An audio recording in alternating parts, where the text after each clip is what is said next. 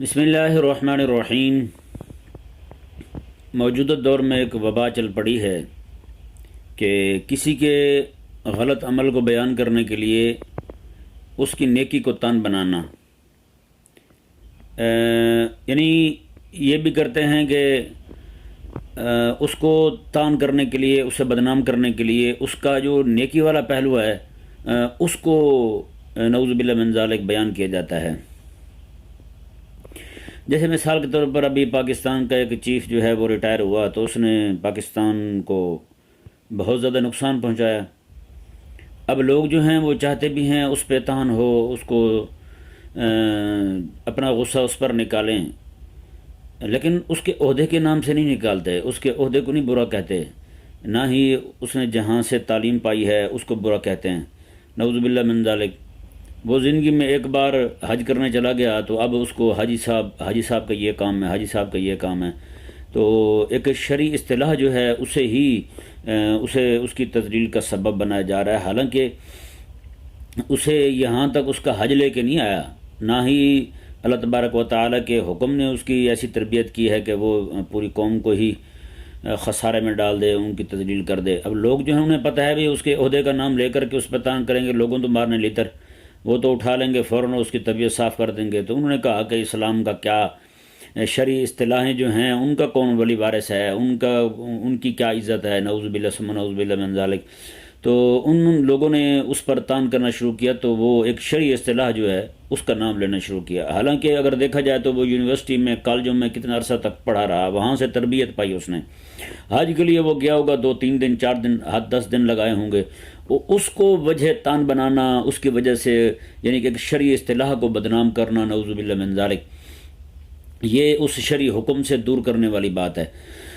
اسی طرح کر کے آج کل جو ہے نا ایک اور جملہ رمضان شریف جیسے شروع آتا ہے تو لوگ جو ہیں وہ مہنگائی کر دیتے ہیں، جگہ جگہ جو ہے وہ چیزیں مہنگی ہو جاتی ہیں۔ حالانکہ کل میں مدینہ شریف ادھر میں گیا، ایک بہت بڑا سٹور تھا اس پر، تو وہاں مجھے بڑی خوشی ہوئی، چیزیں جو ہیں انہوں نے بالکل کئی فیصد تک ان کے جو ہے وہ ریٹ جو ہیں وہ کم کر دیے تھے، اور رمضان شریف کی وجہ سے انہوں نے سیل لگائی ہوئی تھی، اور لکھا ہوا تھا یہ رمضان المبارک نورنا رمضان کے نام سے جو ہے وہ انہوں نے بڑے بڑے بینر لگائے ہوئے تھے، اور اس طرح کر کے چیزیں جو ہے نا وہ ان خوشگوار طور پر انہوں نے بڑی حیران کن حد تک جو ہے انہوں نے سستی کی ہوئی تھی۔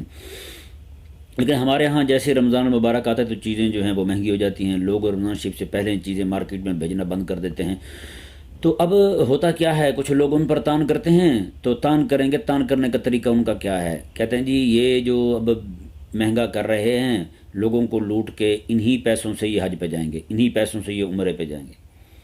اب کیا خیال ہے، انہوں نے کمایا ہے کروڑوں روپیہ، 2 لاکھ میں عمرہ ہو جاتا ہے، 8-10 لاکھ میں حج ہو جاتا ہے، اور 8-10 لاکھ روپے میں جو حج ہو رہا ہے اس پہ تان کر رہے ہو، باقی پیسہ جو جہاں جا رہا ہے اس پہ تان کیوں نہیں، اس پہ الزام کیوں نہیں؟ کیا خیال ہے، انہیں اس حج نے مجبور کیا کہ تم یہ کام کرو، اس عمرے نے کہا ہے انہیں کہ یہ کام کرو، خدا کے لیے یار۔ مولوی لوگ بھی اسی میں مبتلا ہوئے جا رہے ہیں، مولوی بھی تان کریں گے تو وہ بھی اسی چیز کو لے کر کے تان کریں گے، نعوذ باللہ من ذالک۔ ایک بار ایک بندے نے مجھ سے پوچھا، جی ایک حاجی صاحب ہیں، وہ 8-10 حج کر چکے ہیں، ان کا ہمسایہ جو ہے نا بغیر دوائی کے مر گیا ہے، اس کے پاس دوائی کے پیسے نہیں تھے، تو آپ کیا کہتے ہیں حاجی کے بارے میں؟ وہ جو سوال کر رہا تھا وہ بندہ لبرل تھا، بے دین تھا۔ میں نے کہا یار یہ بتاؤ، وہ اس سے ٹیکس حاجی صاحب لیتے ہیں؟ کہتے ہیں نہیں۔ میں نے کہا وہ جو گھر کا بجلی کا بل آتا ہے اس میں ٹیکس لگ کے آتے ہیں، وہ پیٹرول ڈلوایا اس پہ ٹیکس لگتا ہے، کھانے کی کوئی چیز لے باہر سے اس پہ ٹیکس لگتا ہے، وہ حاجی صاحب لیتے ہیں؟ کہتے ہیں نہیں۔ میں نے کہا کون لیتے؟ کہتے ہیں حکومت لیتی۔ میں نے کہا تو پھر روٹی پہنچانا، دوائی پہنچانا کس کا کام ہے؟ حکومت کا کام ہے یا حاجی صاحب کا کام ہے؟ ٹھیک ہے، حاجی صاحب پر بھی اخلاقاً بنتا ہے کہ وہ بھی جناب اپنے ہمسائے کی دیکھ بھال کریں۔ میں نے کہا لیکن سب سے پہلا جو فرض ہے نا وہ ان کا ہے جو ان سے ٹیکس لیتے ہیں۔ یہ لوگ چھوٹی چھوٹی باتیں پکڑ کے شرعی اصطلاحوں پر ایسے ہی جناب وہ دھارنا شروع کر دیتے ہیں، اور نعوذ باللہ من ذالک ایسے سمجھتے ہیں بس ان کا تو کوئی ولی وارث ہی نہیں ہے، جیسے چاہے بدنام کرتے رہیں شرعی اصطلاحوں کو، نعوذ باللہ من ذالک۔ شرعی اصطلاحوں پر ظاہری بات ہے جب لفظ حاجی کو اور حافظ کو بدنام کریں گے تو لوگ جو ہے نا وہ ویسے دور ہیں دین سے، تو پھر مزید جو ہے وہ اس سے دور ہوتے چلے جائیں گے۔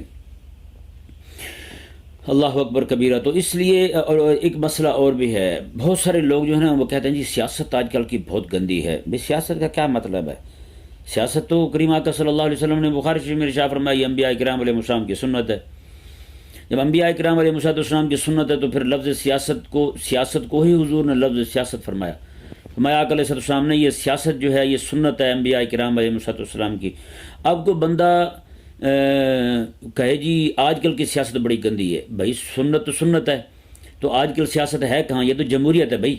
یہ لوگ جو ہے نا جمہوریت کو گندہ کہنے کے بجائے سیاست کو گندہ کہتے ہیں، حالانکہ سیاست سنت ہے.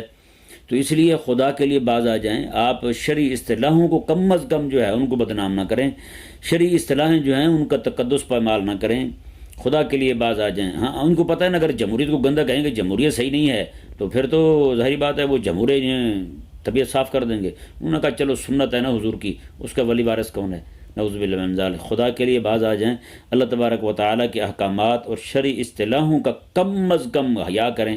یہ نہ ہو کہ آپ ان کی دشمنی کی وجہ سے دین ایمان سے ہاتھ دھو بیٹھیں. اللہ تبارک و تعالیٰ ہمیں سمجھنے کی توفیق عطا فرمائے. ایسے چور اور اس طرح کے لوگ جو ہیں وہ امت کو تباہ کرنے والے، امت کو تنگیوں میں مبتلا کرنے والے جہاں پیدا ہوتے ہیں، آپ ان کے خلاف بولیں ذرا.